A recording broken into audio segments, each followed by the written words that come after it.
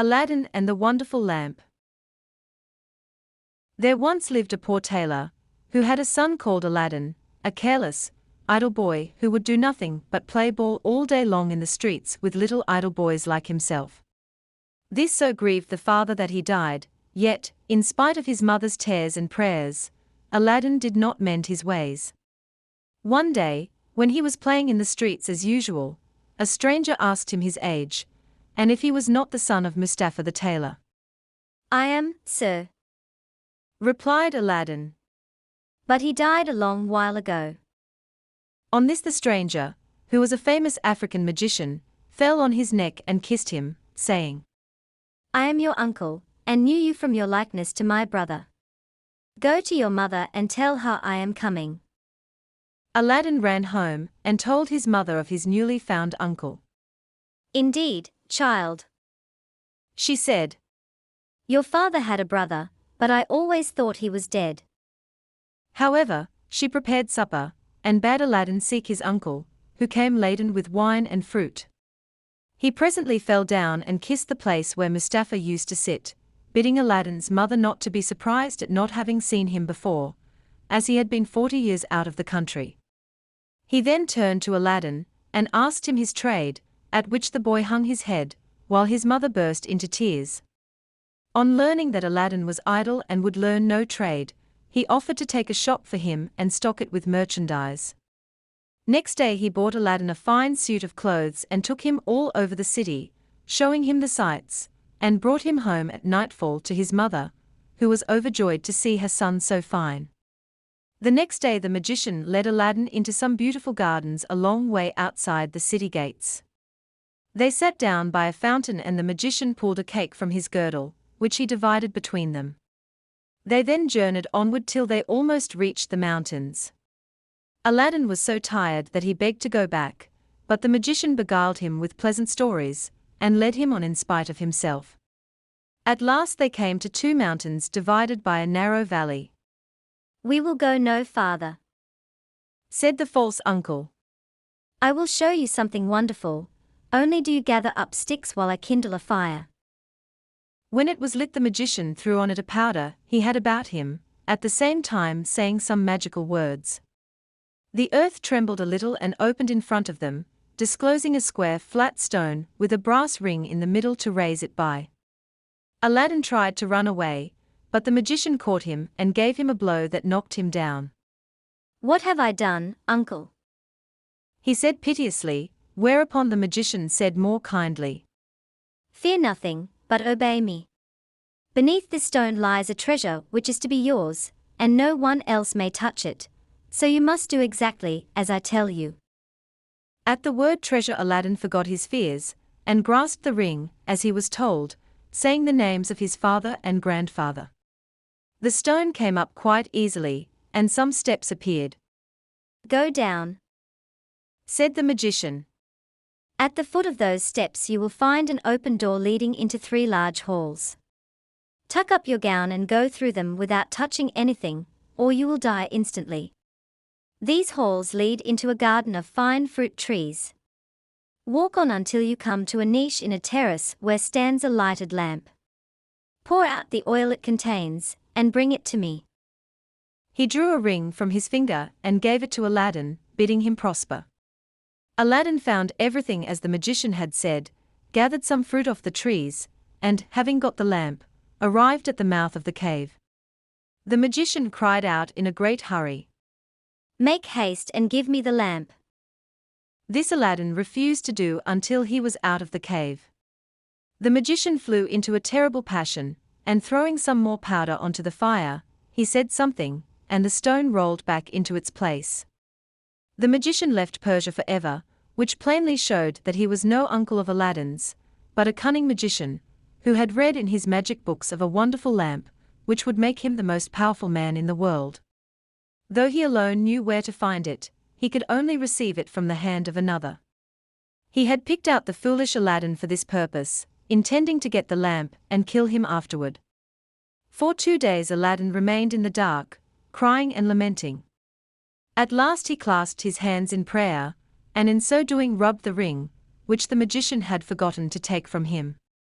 Immediately an enormous and frightful genie rose out of the earth, saying, "What wouldst thou with me? I am the slave of the ring, and will obey thee in all things." Aladdin fearlessly replied, "Deliver me from this place." Whereupon the earth opened, and he found himself outside. As soon as his eyes could bear the light he went home, but fainted on the threshold. When he came to himself he told his mother what had passed, and showed her the lamp and the fruits he had gathered in the garden, which were, in reality, precious stones. He then asked for some food. "Alas, child," she said, "I have nothing in the house, but I have spun a little cotton and will go and sell it." Aladdin bade her keep her cotton, for he would sell the lamp instead. As it was very dirty she began to rub it, that it might fetch a higher price. Instantly a hideous genie appeared, and asked what she would have. She fainted away, but Aladdin, snatching the lamp, said boldly, "Fetch me something to eat." The genie returned with a silver bowl, 12 silver plates containing rich meats, 2 silver cups, and 2 bottles of wine. Aladdin's mother, when she came to herself, said, "Whence comes this splendid feast? Ask not, but eat." Replied Aladdin. So they sat at breakfast till it was dinner time, and Aladdin told his mother about the lamp. She begged him to sell it, and have nothing to do with devils. "No," said Aladdin. "Since chance hath made us aware of its virtues, we will use it, and the ring likewise, which I shall always wear on my finger." When they had eaten all the genie had brought, Aladdin sold one of the silver plates, and so on until none were left. He then had recourse to the genie, who gave him another set of plates, and thus they lived for many years. One day Aladdin heard an order from the Sultan proclaimed that everyone was to stay at home and close his shutters while the princess, his daughter, went to and from the bath. Aladdin was seized by a desire to see her face, which was very difficult, as she always went veiled. He hid himself behind the door of the bath, and peeped through a chink. The princess lifted her veil as she went in, and looked so beautiful that Aladdin fell in love with her at first sight. He went home so changed that his mother was frightened. He told her he loved the princess so deeply that he could not live without her, and meant to ask her in marriage of her father. His mother, on hearing this, burst out laughing, but Aladdin at last prevailed upon her to go before the Sultan and carry his request. She fetched a napkin and laid in it the magic fruits from the enchanted garden, which sparkled and shone like the most beautiful jewels. She took these with her to please the Sultan, and set out, trusting in the lamp. The Grand Vizier and the Lords of Council had just gone in, as she entered the hall, and placed herself in front of the Sultan. He, however, took no notice of her. She went every day for a week, and stood in the same place. When the council broke up on the 6th day, the Sultan said to his vizier, "I see a certain woman in the audience chamber every day carrying something in a napkin. Call her next time, that I may find out what she wants." Next day, at a sign from the vizier, she went up to the foot of the throne and remained kneeling till the Sultan said to her, "Rise, good woman, and tell me what you want." She hesitated, so the Sultan sent away all but the vizier, and bade her speak frankly, promising to forgive her beforehand for anything she might say. She then told him of her son's violent love for the princess. "I prayed him to forget her," she said, "but in vain. He threatened to do some desperate deed if I refused to go and ask your majesty for the hand of the princess. Now I pray you to forgive not me alone, but my son Aladdin."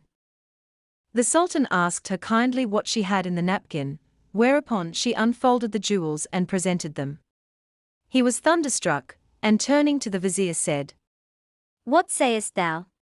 Ought I not to bestow the princess on one who values her at such a price?" The vizier, who wanted her for his own son, begged the Sultan to withhold her for 3 months, in the course of which he hoped his son would contrive to make him a richer present. The Sultan granted this, and told Aladdin's mother that, though he consented to the marriage, she must not appear before him again for 3 months. Aladdin waited patiently for nearly 3 months, but after 2 had elapsed his mother, going into the city to buy oil, found everyone rejoicing, and asked what was going on. Do you not know Was the answer. that the son of the Grand Vizier is to marry the Sultan's daughter tonight? Breathless, she ran and told Aladdin, who was overwhelmed at first, but presently bethought him of the lamp. He rubbed it, and the genie appeared, saying, What is thy will? Aladdin replied, The Sultan, as thou knowest, has broken his promise to me, and the Vizier's son is to have the princess. My command is that tonight you bring hither the bride and bridegroom. Master, I obey, said the genie. Aladdin then went to his chamber, where, sure enough, at midnight the genie transported the bed containing the vizier's son and the princess. Take this new married man, He said, and put him outside in the cold, and return at daybreak. whereupon the genie took the vizier's son out of bed, leaving Aladdin with the princess. Fear nothing. Aladdin said to her, You are my wife, promised to me by your unjust father, and no harm shall come to you. The princess was too frightened to speak, and passed the most miserable night of her life, while Aladdin lay down beside her, and slept soundly. At the appointed hour the genie fetched in the shivering bridegroom, laid him in his place, and transported the bed back to the palace. Presently the Sultan came to wish his daughter good morning. The unhappy vizier's son jumped up and hid himself, while the princess would not say a word, and was very sorrowful. The Sultan sent her mother to her, who said, How comes it, child, that you will not speak to your father? What has happened? The princess sighed deeply, and at last told her mother how, during the night, the bed had been carried into some strange house, and what had passed there. Her mother did not believe her in the least, but bade her rise and consider it an idle dream. The following night exactly the same thing happened, and next morning, on the princess's refusal to speak, the Sultan threatened to cut off her head. She then confessed all, bidding him to ask the vizier's son if it were not so. The Sultan told the vizier to ask his son, who owned the truth, adding that, dearly as he loved the princess, he had rather die than go through another such fearful night, and wished to be separated from her. His wish was granted, and there was an end to feasting and rejoicing. When the 3 months were over, Aladdin sent his mother to remind the Sultan of his promise. She stood in the same place as before, and the Sultan, who had forgotten Aladdin, at once remembered him, and sent for her. On seeing her poverty the Sultan felt less inclined than ever to keep his word, and asked his vizier's advice, who counselled him to set so high a value on the princess that no man living could come up to it. The Sultan then turned to Aladdin's mother, saying, Good woman, a sultan must remember his promises, and I will remember mine, but your son must first send me 40 basins of gold brimful of jewels, carried by 40 black slaves, led by as many white ones, splendidly dressed. Tell him that I await his answer. The mother of Aladdin bowed low and went home, thinking all was lost. She gave Aladdin the message, adding, He may wait long enough for your answer. Not so long, mother, as you think. Her son replied, I would do a great deal more than that for the princess. He summoned the genie, and in a few moments the 80 slaves arrived, and filled up the small house and garden. Aladdin made them set out to the palace, 2 and 2, followed by his mother. They were so richly dressed, with such splendid jewels in their girdles, that everyone crowded to see them and the basins of gold they carried on their heads. They entered the palace, and after kneeling before the Sultan, stood in a half-circle round the throne with their arms crossed, while Aladdin's mother presented them to the Sultan. He hesitated no longer, but said, Good woman, return and tell your son that I wait for him with open arms. She lost no time in telling Aladdin, bidding him make haste. But Aladdin first called the genie.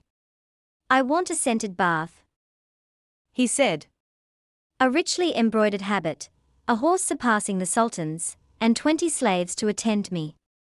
Besides this, 6 slaves, beautifully dressed, to wait on my mother, and lastly, 10,000 pieces of gold in 10 purses.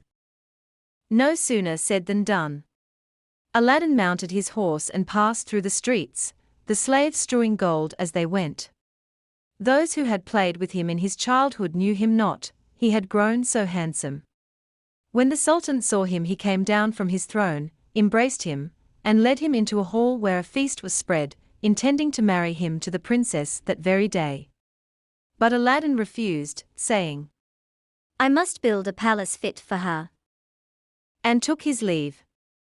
Once home, he said to the genie, Build me a palace of the finest marble, set with jasper, agate, and other precious stones. In the middle you shall build me a large hall with a dome, its 4 walls of massy gold and silver, each having 6 windows, whose lattices, all except one, which is to be left unfinished, must be set with diamonds and rubies. There must be stables and horses and grooms and slaves. Go and see about it. The palace was finished by the next day, and the genie carried him there and showed him all his orders faithfully carried out, even to the laying of a velvet carpet from Aladdin's palace to the Sultan's. Aladdin's mother then dressed herself carefully, and walked to the palace with her slaves, while he followed her on horseback. The Sultan sent musicians with trumpets and cymbals to meet them, so that the air resounded with music and cheers. She was taken to the princess, who saluted her and treated her with great honor. At night the princess said goodbye to her father, and set out on the carpet for Aladdin's palace, with his mother at her side, and followed by the 100 slaves.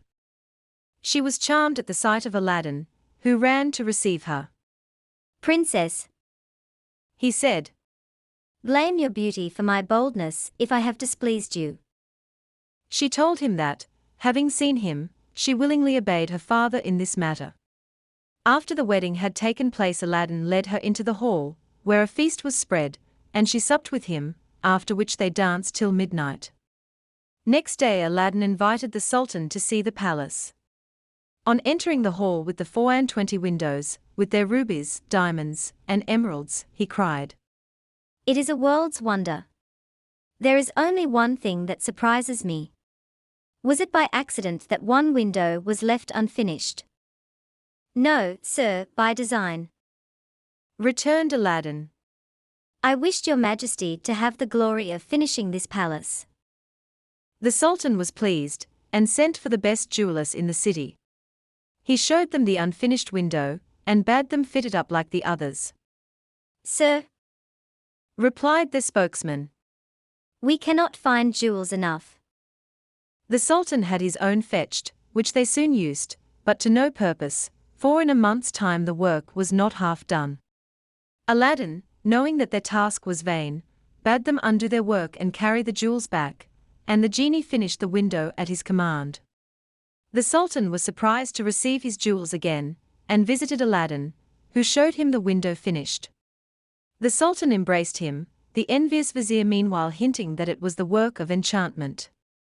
Aladdin had won the hearts of the people by his gentle bearing. He was made captain of the Sultan's armies, and won several battles for him, but remained modest and courteous as before, and lived thus in peace and content for several years. But far away in Africa the magician remembered Aladdin, and by his magic arts discovered that Aladdin, instead of perishing miserably in the cave, had escaped, and had married a princess, with whom he was living in great honor and wealth. He knew that the poor tailor's son could only have accomplished this by means of the lamp, and travelled night and day until he reached the capital of China, bent on Aladdin's ruin. As he passed through the town, he heard people talking everywhere about a marvelous palace. Forgive my ignorance, he asked. What is this palace you speak of? Have you not heard of Prince Aladdin's palace? Was the reply. The greatest wonder of the world. I will direct you if you have a mind to see it. The magician thanked him who spoke, and having seen the palace, knew that it had been raised by the genie of the lamp, and became half mad with rage. He determined to get hold of the lamp, and again plunge Aladdin into the deepest poverty. Unluckily, Aladdin had gone a-hunting for 8 days, which gave the magician plenty of time. He bought a dozen copper lamps, put them into a basket, and went to the palace, crying. New lamps for old. Followed by a jeering crowd. The princess, sitting in the hall of 24 windows, sent a slave to find out what the noise was about, who came back laughing, so that the princess scolded her. Madam, Replied the slave, who can help laughing to see an old fool offering to exchange fine new lamps for old ones? another slave, hearing this, said, There is an old one on the cornice there which he can have. Now this was the magic lamp, which Aladdin had left there, as he could not take it out hunting with him. The princess, not knowing its value, laughingly bade the slave take it and make the exchange. She went and said to the magician, Give me a new lamp for this. He snatched it and bade the slave take her choice, amid the jeers of the crowd. Little he cared, but left off crying his lamps, and went out of the city gates to a lonely place, where he remained till nightfall, when he pulled out the lamp and rubbed it. The genie appeared, and at the magician's command carried him, together with the palace and the princess in it, to a lonely place in Africa. Next morning the Sultan looked out of the window toward Aladdin's palace, and rubbed his eyes, for it was gone. He sent for the vizier and asked what had become of the palace. The vizier looked out too, and was lost in astonishment. He again put it down to enchantment, and this time the Sultan believed him, and sent 30 men on horseback to fetch Aladdin in chains. They met him riding home, bound him, and forced him to go with them on foot. The people, however, who loved him, followed, armed, to see that he came to no harm. He was carried before the Sultan, who ordered the executioner to cut off his head. The executioner made Aladdin kneel down, bandaged his eyes, and raised his scimitar to strike. At that instant the vizier, who saw that the crowd had forced their way into the courtyard and was scaling the walls to rescue Aladdin, called to the executioner to stay his hand. The people, indeed, looked so threatening that the Sultan gave way and ordered Aladdin to be unbound, and pardoned him in the sight of the crowd. Aladdin now begged to know what he had done. False wretch, Said the Sultan, come thither. and showed him from the window the place where his palace had stood. Aladdin was so amazed that he could not say a word. Where is my palace and my daughter? Demanded the Sultan. For the first I am not so deeply concerned, but my daughter I must have, and you must find her or lose your head. Aladdin begged for 40 days in which to find her, promising, if he failed, to return and suffer death at the Sultan's pleasure. His prayer was granted, and he went forth sadly from the Sultan's presence. For 3 days he wandered about like a madman, asking everyone what had become of his palace, but they only laughed and pitied him. He came to the banks of a river, and knelt down to say his prayers before throwing himself in. In so doing he rubbed the magic ring he still wore. The genie he had seen in the cave appeared, and asked his will. Save my life, genie. Said Aladdin. Bring my palace back. That is not in my power. Said the genie. I am only the slave of the ring, you must ask him of the lamp. Even so. Said Aladdin. But thou canst take me to the palace, and set me down under my dear wife's window. He at once found himself in Africa, under the window of the princess, and fell asleep out of sheer weariness. He was awakened by the singing of the birds, and his heart was lighter. He saw plainly that all his misfortunes were owing to the loss of the lamp, and vainly wondered who had robbed him of it. That morning the princess rose earlier than she had done since she had been carried into Africa by the magician, whose company she was forced to endure once a day. She, however, treated him so harshly that he dared not live there altogether. As she was dressing, one of her women looked out and saw Aladdin. The princess ran and opened the window, and at the noise she made Aladdin looked up. She called to him to come to her, and great was the joy of these lovers at seeing each other again. After he had kissed her, Aladdin said, I beg of you, princess, in God's name, before we speak of anything else, for your own sake and mine, tell me that has become of an old lamp I left on the cornice in the hall of 24 windows, when I went a-hunting. Alas! she said, I am the innocent cause of our sorrows. and told him of the exchange of the lamp. Now I know Cried Aladdin. that we have to thank the African magician for this. Where is the lamp? He carries it about with him. Said the princess. I know, for he pulled it out of his breast to show me. He wishes me to break my faith with you and marry him, saying that you were beheaded by my father's command. He is forever speaking ill of you, but I only reply by my tears.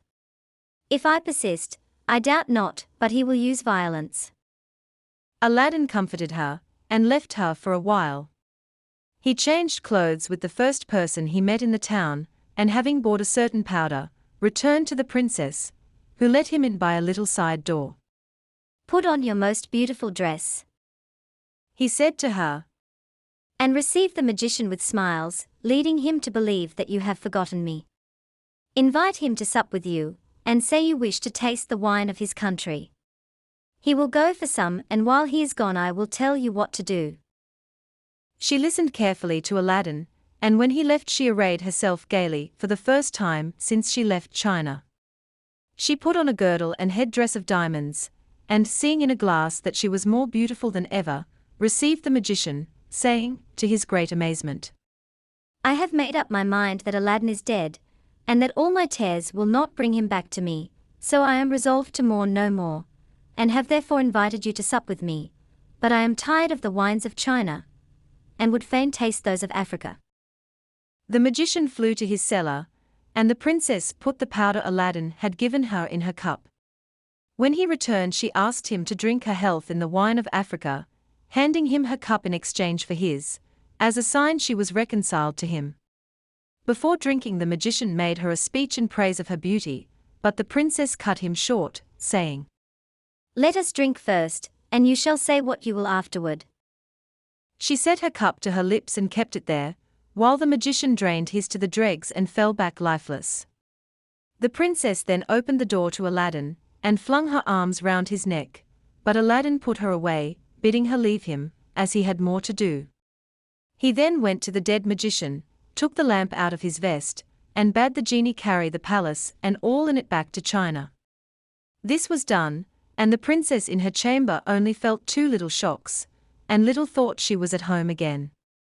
The Sultan, who was sitting in his closet, mourning for his lost daughter, happened to look up, and rubbed his eyes, for there stood the palace as before.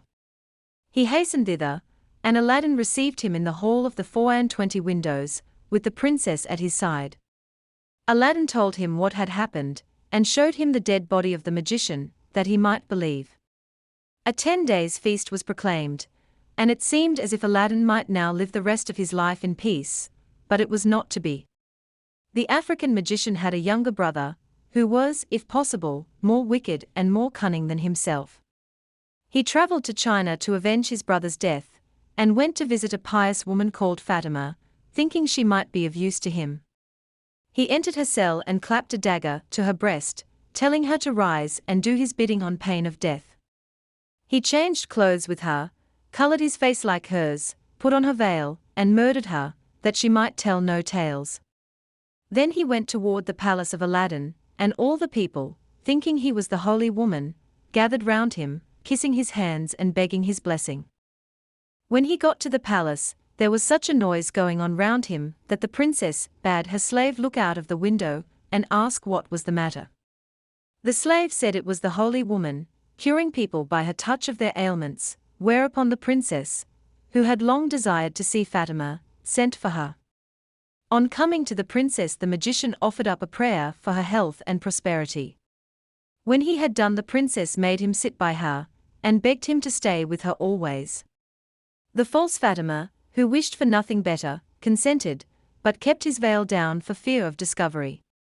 The princess showed him the hall, and asked him what he thought of it. It is truly beautiful, said the false Fatima. In my mind it wants but one thing. And what is that? said the princess. If only a roc's egg, replied he, were hung up from the middle of this dome, it would be the wonder of the world. After this the princess could think of nothing but the roc's egg, and when Aladdin returned from hunting he found her in a very ill humor. He begged to know what was amiss, and she told him that all her pleasure in the hall was spoiled for the want of a roc's egg hanging from the dome. "If that is all," replied Aladdin, "you shall soon be happy." he left her and rubbed the lamp, and when the genie appeared commanded him to bring a roc's egg. The genie gave such a loud and terrible shriek that the hall shook. "Wretch!" he cried. "Is it not enough that I have done everything for you, but you must command me to bring my master, and hang him up in the midst of this dome? You and your wife and your palace deserve to be burnt to ashes, but that this request does not come from you, but from the brother of the African magician, whom you destroyed. He is now in your palace disguised as the holy woman, whom he murdered. He it was who put that wish into your wife's head. Take care of yourself, for he means to kill you." So saying, the genie disappeared. Aladdin went back to the princess, saying his head ached, and requesting that the holy Fatima should be fetched to lay her hands on it. But when the magician came near, Aladdin, seizing his dagger, pierced him to the heart. "What have you done?" cried the princess. "You have killed the holy woman." "Not so," replied Aladdin, "but a wicked magician," and told her of how she had been deceived. After this Aladdin and his wife lived in peace. He succeeded the Sultan when he died, and reigned for many years, leaving behind him a long line of kings.